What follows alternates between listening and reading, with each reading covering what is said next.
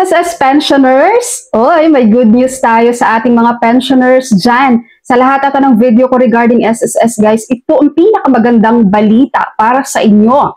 Dahil magkakaroon po ng 3-year pension increase ang ating lahat ng SSS pensioners.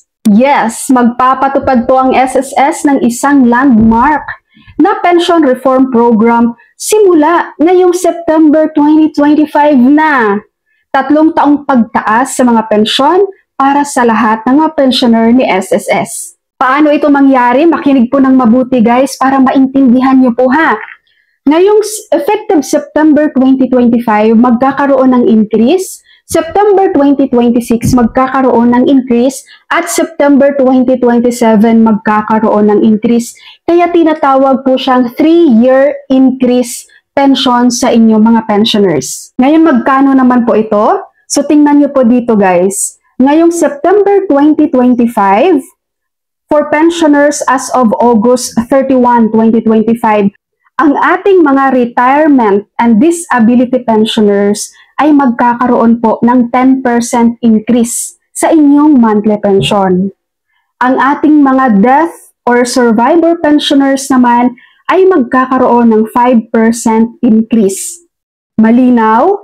At pagdating naman po ng September 2026 next year, ang additional 10% increase ulit para sa ating mga retirement and disability pensioners. Tapos, meron na ulit additional 5% increase para naman sa ating mga death or survivor pensioners.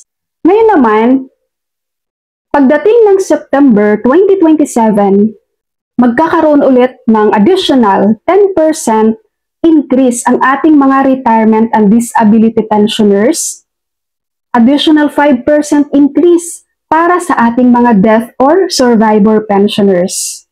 Kumbaga po, after 3 years, 2025, 2026, 2027, after 3 years, ang pension nyo guys, ang total ng increase sa pension nyo ay approximately 33% para po doon sa retirement or disability pensioners and approximately 16% naman ang itinaas para doon sa ating mga death or survivor pensioners. Ngayon, bibigyan ko po kayo ng example. Pakita natin ang example table ni SSS sa computation sa increase.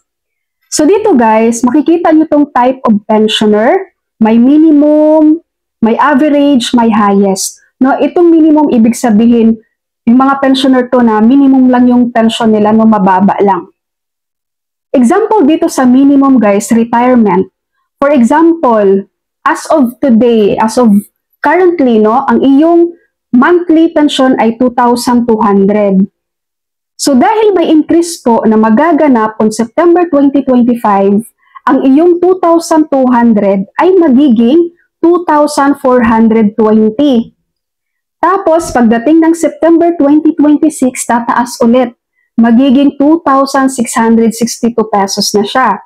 Pagdating ng September 2027 ay magiging 2,928.20 pesos na siya.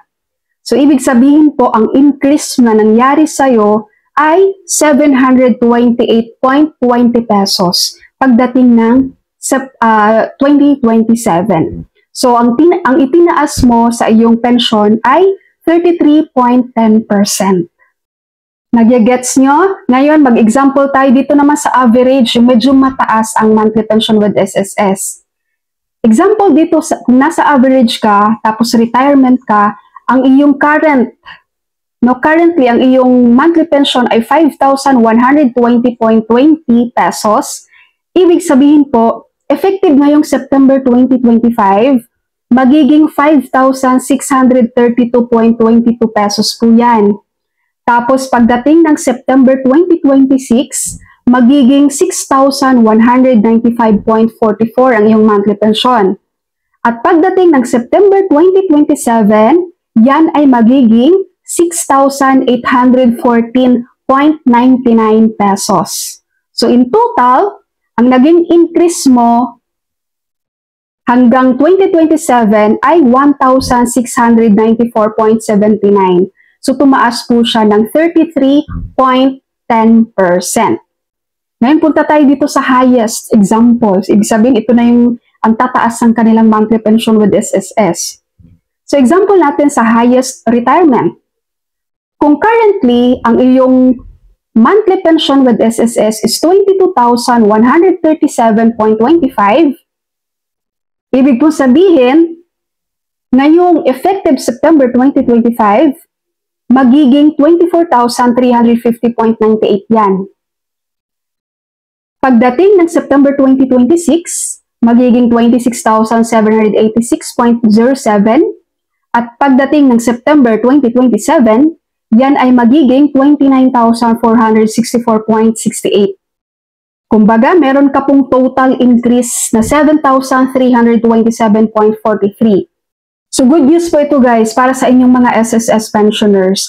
Yung amount nga lang ng increase guys ay naka-based kung gaano din kalaki ang iyong monthly pension. Kasi 'di ba 10% ng iyong monthly pension tapos 5% naman para sa death or survivor pensioners. So kapag malaki ang monthly pension mo, mas malaki ang increase mo na matatanggap kay SSS for that 3 years. Okay po, SSS pensioners, sana po na ipaliwanag ko po sa inyo ng maayos guys at naintindihan nyo. Please share this video po. Marami pong salamat sa inyong panonood and God bless you all.